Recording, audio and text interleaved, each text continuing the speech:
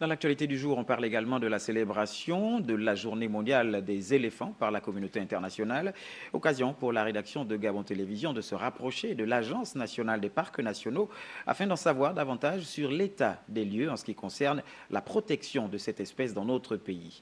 Joseph Vivien Okuyi, secrétaire exécutif de l'Agence nationale des parcs nationaux, propos recueillis par Messagerien Ngo Mbam sur les images de Médarengueng. La journée de l'éléphant, c'est mettre un peu plus d'efforts sur la protection de ce pachyderme qui, pour nous, est capital dans la mesure où cette espèce animale a un rôle important dans l'architecture même de la forêt.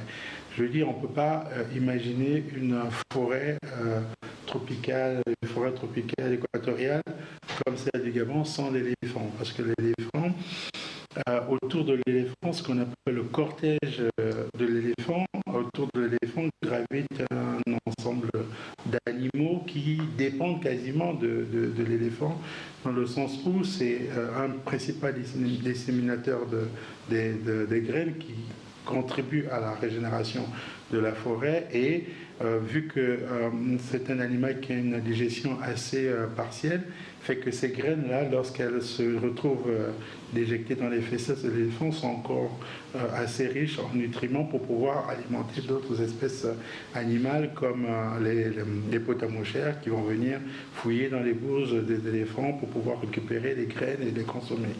On a des endroits qui sont quasiment des jardins naturels, des eaux naturelles où l'éléphant se retrouve dans ce qu'on appelle les clairières marécageuses de type baille. Ces zones attirent aussi un certain nombre d'animaux. Donc, on ne peut pas imaginer l'absence d'éléphants dans cette forêt. Ça veut dire que c'est tout ce cortège animal qui pourrait disparaître.